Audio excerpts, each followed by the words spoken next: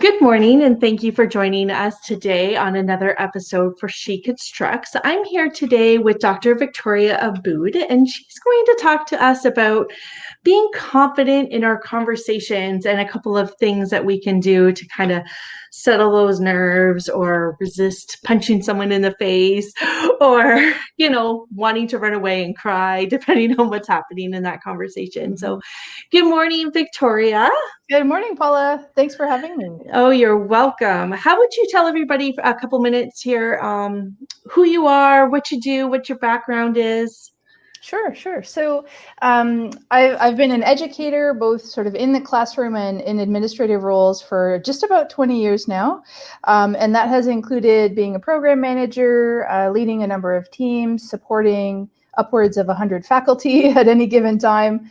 And then, of course, teaching and leading students in classrooms and in virtual environments. So a lot of my work has dealt with communication, making sure we understand how to articulate our thoughts and our ideas, how to work with challenging and different personalities sometimes, right? Sometimes the conflict happens just because I see something differently than the way someone else sees it. So a few of my experiences have led to an organization that I created called the Spirited Academic. I know Paula listed the website down there, so feel free to reach out and have a look at our site, where basically I work with folks to help them create some learning experiences, help them think of ways that they can support their organization, support their staff, and help everyone develop in positive ways that fulfill them, hopefully. That's awesome. That's awesome.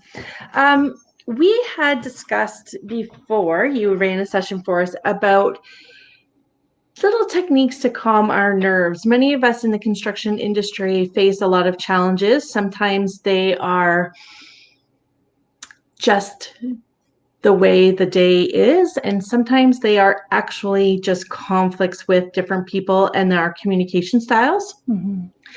Can you tell us a couple of things that you would recommend that we try to do in our daily practices when we get a little bit riled up or we're nervous about approaching a topic with either our boss or a coworker, kind of to settle down that feeling of like, oh my God, I got to run away. I can't do this. Just to give us some confidence. Yeah.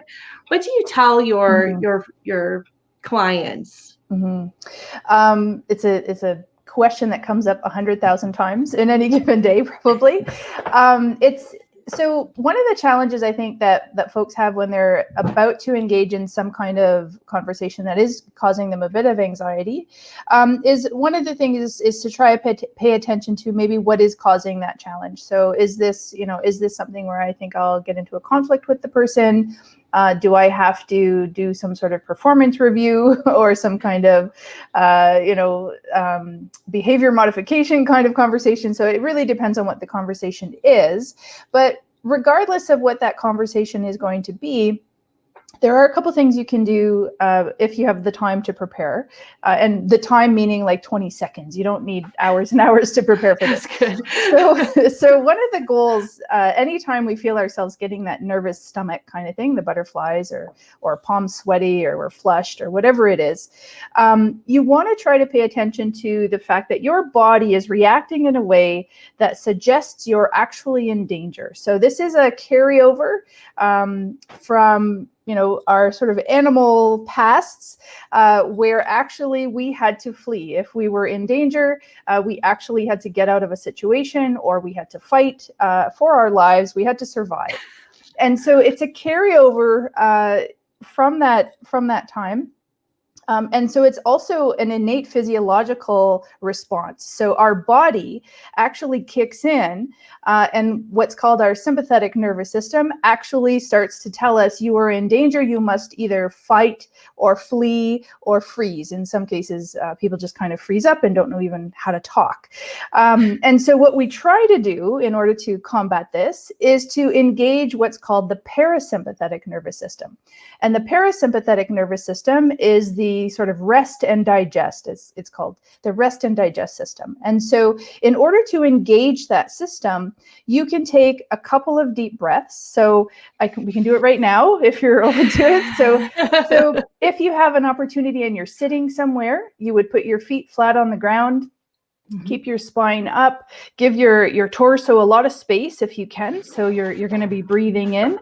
And what you'll do is you breathe in through your nose and you're trying to get that air all the way down to your belly. So our lungs are actually a good portion of our torso. They're quite big when they're fully expanded. So we want to get our lungs completely full if we can.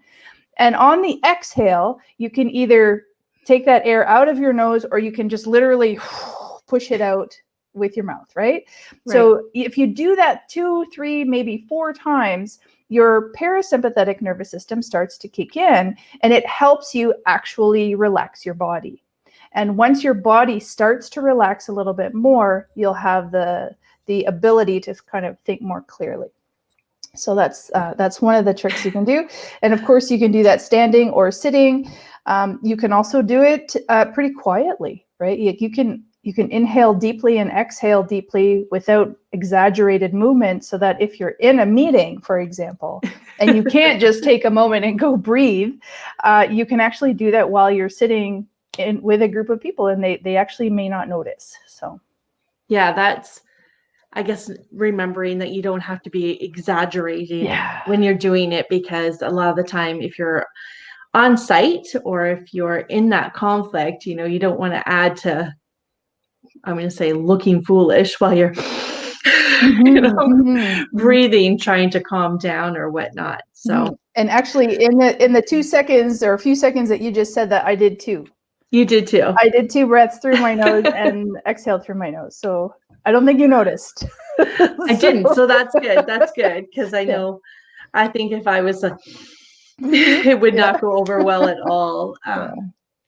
There was something else you had mentioned about trying to channel your energy into like a paper clip or your pocket, or I don't know if you could send electric bolts across the room. maybe if we were superheroes. Yeah. How can we displace that shake, that anger sometimes we feel, so that we're not turning into the Incredible Hulk during our conversation? For sure. So, I mean, of course, the breathing helps, right? That's one way, even for anger. That's one of the possibilities. But what I typically do, I have a clip right here. I'll grab it. So I have a little binder clip. And typically, if I have to give a talk, I tend to get a bit nervous if I'm in a big group of people. And so what I do is make sure I'm wearing an outfit that has pockets of some kind, usually a pair of pants or something. And I have a clip like this or a little paper clip in my pocket. And when I'm ready to do the talk or I'm getting nervous, I just put my one hand in my pocket and I'm pinching the living daylights out of this thing or that poor little paper clip. And what it does is it actually allows your attention, your physical attention, all that extra energy goes into this little tiny object and helps you release it. And by doing that, even if your knuckles are turning white when you pinch it, it allows you to sort of open up another part of the brain that will get you to do what you have to do. And so this is almost like a distraction technique. But again, like you said, it allows that energy to get pushed through. Similarly, you can do something with a pen. If you don't have a clip or pockets, you can just hold on to a pen, right? Any meeting you have, people have pens in their hands, right? And no one thinks twice about it. So you could be holding that pen pretty tightly. You don't want to be clicking the pen and distracting, but you can hold the pen or the clip or another object like that. Hold a podium, for example. Hold the clicker if you're giving a presentation. Just something else that helps you refocus that unhelpful energy to the object, so that you can focus your mind and your breath, so that you can actually deliver the content or say the thing you have to say. That's awesome, because I know that sometimes when I get frustrated, I'll clench my jaw, and I feel like it makes it worse, because then I'm just like, and I'm focusing about how much then my face hurts and I'm losing contact, or the concentration of what's actually happening in the conversation, right? And so maybe I need to start practicing carrying something in my pocket so I can not clench. I can just squeeze. Maybe. A lot of those squeezy balls or something, right? And just And I mean, everyone will have something different, right? Again, it's just a tactic, right? It's a little trick. So, I mean, of course, if you have other challenges or you're in really difficult work situations, there are other professionals who can support you in much more comprehensive ways. But for sort of these quick, I just need something to distract me, or I just need a way to get rid of the jitters, something like that might work for you. Yeah. This one just popped into my head, and I'm not sure if you have some insight for it or not, but how important do you feel it is to document or record after the fact some of these difficult conversations, depending on how much that moment escalated? Just in case in the workforce, we have all these policies on respect in the workplace, violence in the workplace, healthy workplaces. Do you think it's important for us, not only as women, but just as an employee, to record kind of the details from our own perspective of what happened during that time in case we need to go back? Yeah, that's a really good point. So one thing to keep in mind, I mean, I know you're suggesting about recording afterwards, which is fine. In terms of recording or capturing sort of a virtual meeting or a phone call, remember that you have to have permission from the other person. Right. Or other people with whom you're communicating. So that's one part of it. But afterwards, I would definitely keep a journal or keep a notebook of some kind, just to sort of have the date and the time and clarify who was there, what were we supposed to be talking about, and then keep the notes for yourself, like what happened, what might have been some of the concerns that were raised. I mean, in some cases, yes, that kind of documentation could be used, say, through human resources or through other, if there's a complaint process or procedure at some point, maybe you'd have to bring that out. But also just for yourself to know that you're capturing this information, and then maybe you start to identify that there are some patterns, or you start to identify that I know I get really nervous around this particular person. Why is that? And sometimes it can be about your perceptions of the people. Sometimes it's the people, of course. And then that's where you want these formal processes in place so that you have somewhere you can go. But just going through that, sort of capturing a journal style, the journal style notes, that might actually help support you in understanding what is it that's starting to trigger you more frequently, or what is it that you notice? Why am I so nervous in all of these situations? And if anything, that reflection might help you kind of go back and start to figure out some of the challenges that you might be facing. Because sometimes it's not the situation, sometimes it's something else that's being triggered within you. And then of course that's when you can go to, someone, maybe a professional or someone else who can help you sort through that kind of thing. I think that's a great explanation of documenting things, because I worry sometimes when I say document, people assume it's always because there's going to be an HR involvement and not necessarily just self-reflection, so that you can grow yourself as an individual and figure out what it is that triggers you. How are you feeling before that moment, maybe after for a while, right? Is it consistent with the same person? Is it a task at work? What is it?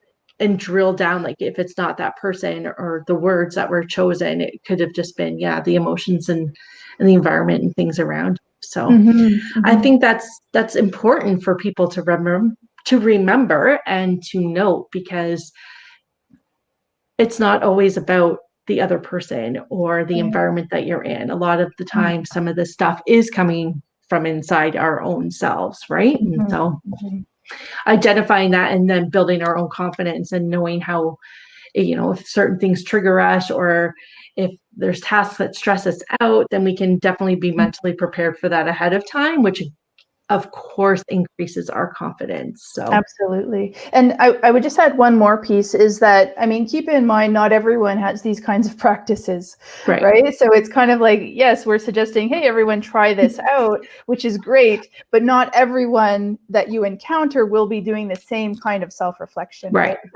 So I just want to caution folks not to think that it's just because you're triggered by something doesn't mean it's always you, right? Like, keep in mind that there's communication requires several parties, right? And so sometimes, yes, there's something that we want to work on that we think could help us. And sometimes we are in an environment that's not supportive, that's not healthy. And we do need to then seek appropriate channels to try to deal with that. So it's kind of a balance, right? And I guess at the end of the day, use your gut. If your gut is telling you something, try to explore it, try to listen, and try to kind of dig in and figure out what it could be. It's amazing what our guts tell us and how they lead us, usually correctly, not like all the time for me anyway. If it doesn't feel right, then I just am like, oh, this is not going to be good. So thank you so much. I'm so glad you joined us today. I'm excited to have you back and have more discussion about this topic. I think for a lot of us in a male-dominated industry, having confidence just in general, not about just conversations that we're going to have, but is important. And I think that we all need to cheer each other on and ensure that we're doing our best to ensure that those around us are confident. So that's what I'm trying to do with all of this. So thank you so much, Paula. Thank you so much. It's been my pleasure. Definitely. Thank you. Thank you again for joining us today. You're welcome. Take care. Bye. Bye-bye.